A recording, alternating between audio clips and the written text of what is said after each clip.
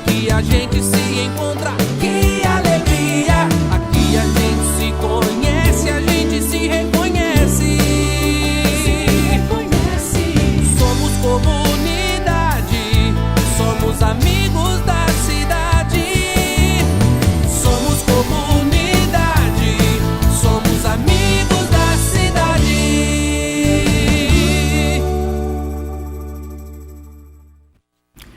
Bom dia a todos os amigos da cidade. É com muita alegria que nessa quinta-feira nós estamos chegando até você e sempre com o desejo de levar até você o que nós temos de melhor: fé, esperança e amor.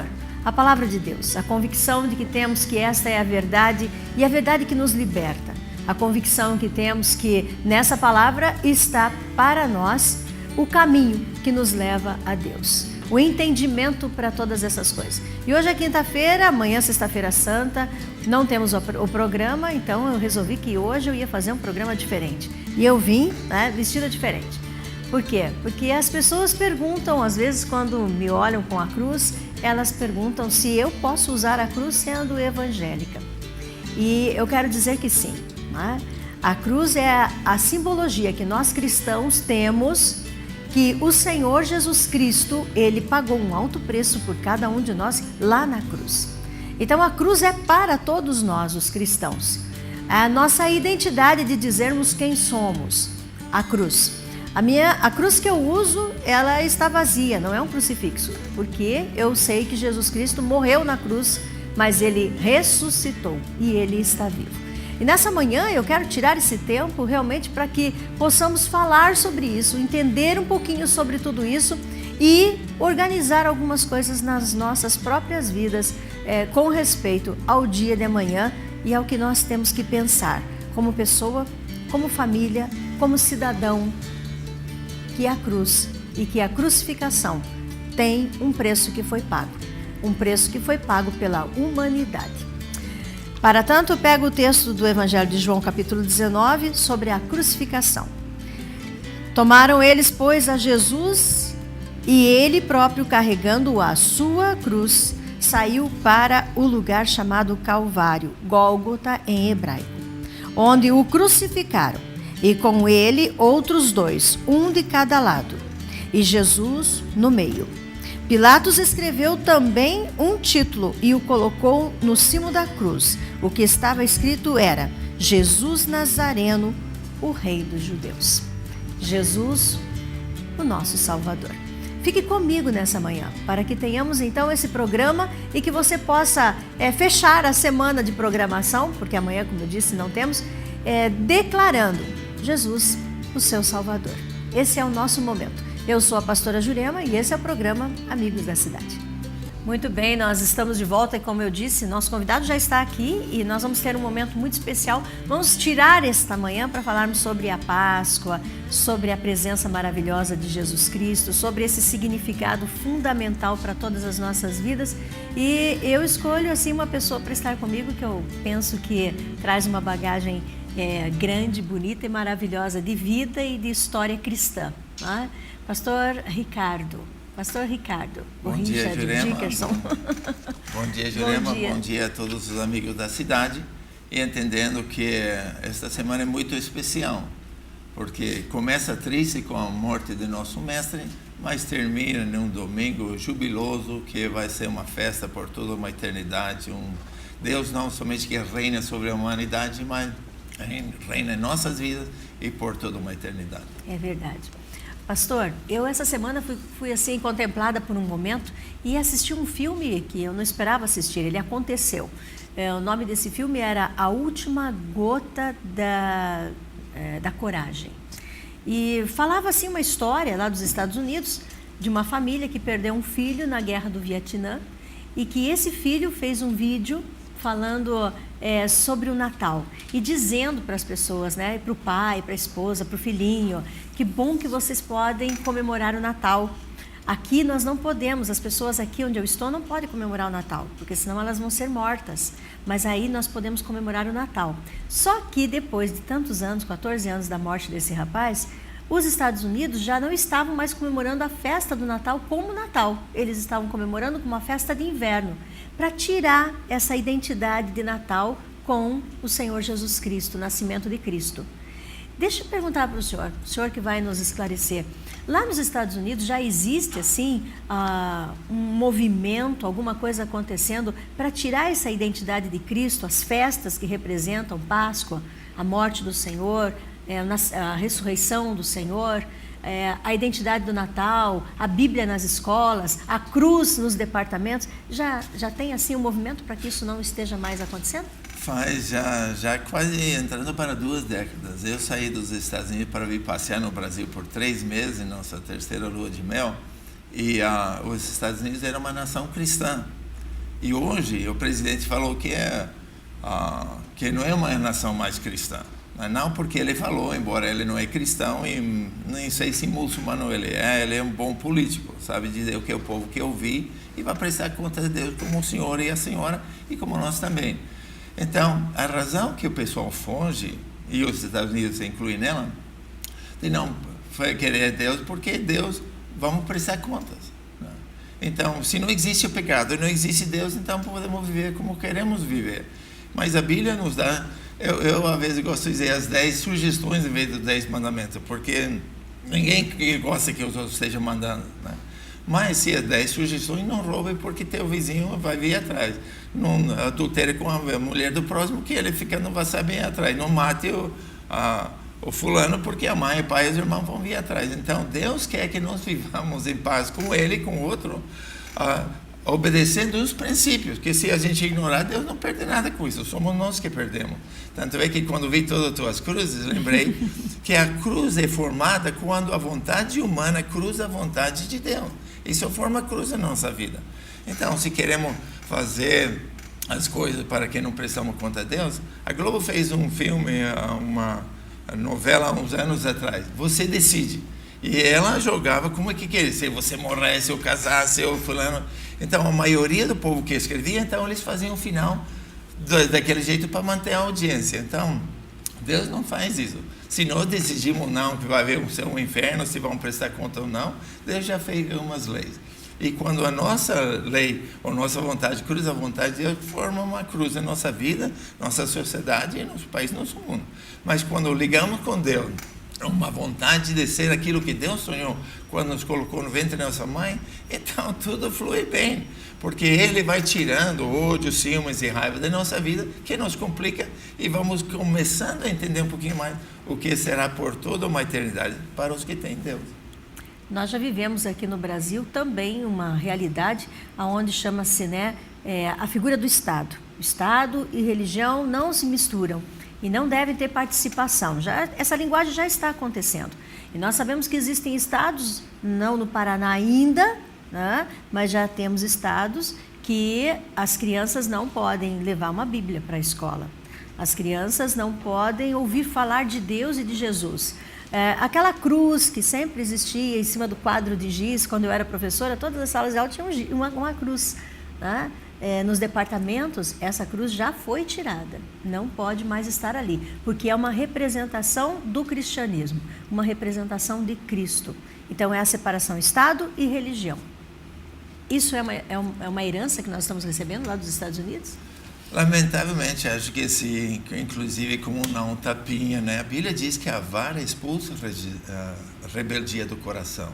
Então, são disciplinas. Agora, evidentemente que não é para estar surrando as pessoas. Só que essas leis de não disciplinar não vão afetar em nada aquele bêbado, aquele drogado, que são eles que machucam as crianças com palmadas e com cinto e com palma e tantas outras coisas. Então, a Bíblia, ela sempre foi a solução de tudo e sempre vai ser. Se nós a ignorarmos, somos nós que vamos apanhar.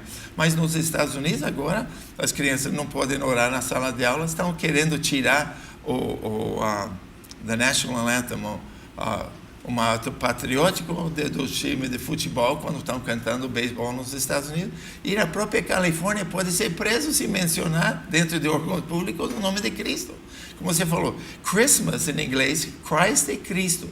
Christmas, então, a celebração de Cristo. Então, os que não querem alinhar a sua vida a um princípio de vida do Cristo, então, querendo tirar Merry Holidays, então, feliz festas, né?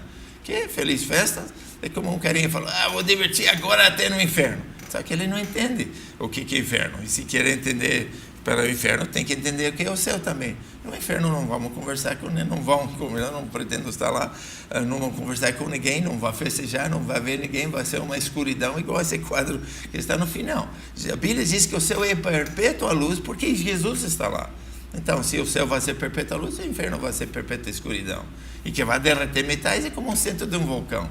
E diz que é um poço sem fundo. Então, uma sensação de caindo por toda uma eternidade. Então, você não quer ir lá. Então, pense bem. Porque assim como com câncer e tanta outra coisa, a prevenção vai nos ajudar. Previna-se. Tem uma eternidade. Tem um Cristo. Esteve na cruz. Agora está fora da cruz. Está intercedendo por você, meu Senhor. Você, minha Senhora. Para que você seja tudo que Ele sonhou quando se colocou juntamente com todos nós no ventre da nossa querida mãe.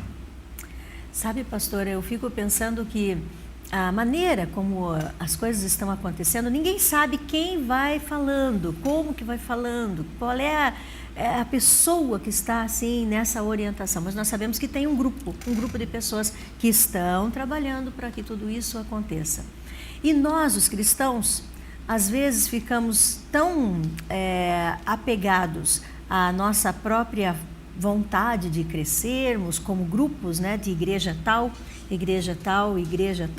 que esquecemos a essência do cristianismo e a força de sermos cristãos. Não importa a igreja que cada um venha a ser, mas a força que temos de sermos cristãos e valorizarmos dentro da nossa cidade, do nosso espaço, quem somos. Então, o que acontece, no meu ponto de vista, né? Essas mensagens vão chegando, o Estado vai tomando uma postura como estas, radicais, e vão tentando abolir tudo aquilo que diz respeito ao Senhor, a Deus, a Jesus, ao Espírito Santo, a Bíblia, a cruz, de diversas formas, aonde, né, puder abolir, puder exterminar, né? E o grupo de cristãos começam a ficar mais distantes e separados, cada um com seus ideais.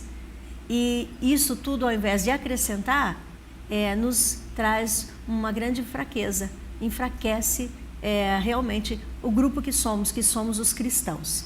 Eu penso assim. Bom, na cruz de Cristo foi escrito Jesus Rei, em grego, hebraico e grego. Então, porque ele tem que ser rei de todas as áreas, que inclui o governo. O primeiro hebraico era para o pessoal religioso, mas o grego, então, foi para a parte social, a parte dos costumes, das heranças, né? Que ele tem que ser rei também na nossa cultura. E depois foi em latim, que é a língua dos advogados, dos juízes, dos promotores, que é a parte legais. Então, Cristo tem que também ser rei do governo. Quando ele é rei naquelas três fases, então, aí é onde que tudo funciona bem. Quando tiramos ele, né? Tiramos ele da escola. Obama falou quando morreram aqueles 26 crianças, que chegaram no céu e Deus levou. Falei, Deus não levou nada.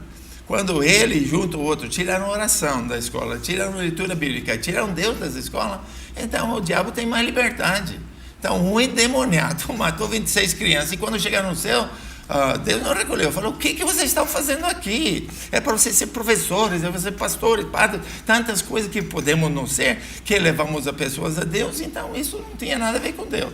Quando nossa vontade cruza a vontade de Deus, causam horrores. Então, mas quando o reinar de Cristo reina, então aí vamos ser tudo que ele sonhou, sempre, não tem exceção. Os tumores, tudo que causamos, dizem que 96% da doença trazemos sobre nós. Agora dizem que é estresse, mas em vez de filmes de hoje, que só Deus vai tirar isso do seu coração, do meu coração, para que sejamos tudo que Ele sonhou. É um plano maravilhoso, e se nesses 7 dias normais, o cósmico, Deus fez tudo isso, imagina o que Ele não tem preparado para uma eternidade. É uma aventura, é uma glória que eu pretendo compartilhar com Ele, porque estou me alinhando aos seus pensamentos. Sim, quem não se alinhar, então a Bíblia diz que está morto. Adão e Eva, Deus falou, se desobedecer, vão morrer. Nós esquecemos da palavra de Deus. Eles saíram andando do jardim, mas saíram mortos no seu espírito. Mas tomando Cristo, morto, ressurreto, como nosso Salvador, nascemos de novo. Entramos numa fé outra vez de comunhão no Espírito com Deus, que vai durar toda uma eternidade, para os que aceitarem. João 3,17 diz: quem tem um filho tem a vida, quem não tem um filho não tem a vida. Se você não aceitou Jesus, meu senhor, minha senhora, você está morto, igual Adão e Eva, e lamentavelmente vai passar a eternidade no inferno, porque a Bíblia diz que tem os dois. Tem gente que quer o céu, ou não quer o inferno, quer ser enterrado igual um cachorro, uma vaca, alguma coisa. Mas previna-se, há uma eternidade, e o rei dele é o rei dos reis, Senhor do Senhor, ressurreto, e quer viver o sonho dele no teu coração. E o que é a Páscoa para todos nós, então? Não é um coelhinho e não é um ovinho, né? É um novo nascimento. Era símbolo de nascimento. E como falaram, descobriram agora que, quando falam que o que veio primeiro, o ovo ou a galinha, descobriram que primeiro veio a galinha, porque ela que tem a capacidade, coisa no corpo, de fazer a casca do ovo. Mas a verdade é que Deus criou com o poder da palavra todas as coisas. E era o que descobriram antes, eram moléculas, átomos, os eletrões. Agora descobriram a coisa mais pequenininha, a onda. Estão chegando pertinho do que a Bíblia diz. E Deus falou, haja luz. Deus falou, haja separação das águas. Deus falou. Estão chegando pertinho. Ciência, o que já está na Bíblia há muito tempo, que Deus nos permitiu saber. Essa é a nossa Páscoa. Nossa Páscoa é o caminho, a verdade e a vida. Jesus Cristo que nos abre esse caminho e que nos leva a Deus. É o princípio da salvação. É tudo aquilo que o homem deseja, né? Porque todo ser humano tem um espaço dizendo lá dentro de si: eu quero Deus, eu quero o Senhor, eu quero Jesus. E num apuro tudo, oh meu Deus, né? Então, para que esperar num apuro? Meu avô falava, para que esperar? Está doente, está com problema. Clama para Jesus, agradeça a Ele e viva uma vida feliz hoje, amanhã e sempre. E sempre. Amém. Pastor, quero te agradecer por ter estado comigo nesse momento tão importante, onde nós podemos realmente falar com muita clareza aquilo que nós vivemos, que é a pessoa de Jesus Cristo na nossa vida. E o senhor, né, aqui em Campo Mourão, há quantos anos já? 38. 38 anos da sua vida dedicados a Campo Mourão, né? Então o senhor conheceu bem Campo Mourão no ontem, no hoje e no amanhã. E vamos fazer um programa específico só com isso, pode ter certeza. Okay. Só com a sua história em Campo Mourão. Aqui a gente passa todo dia, aqui a gente se encontra, aqui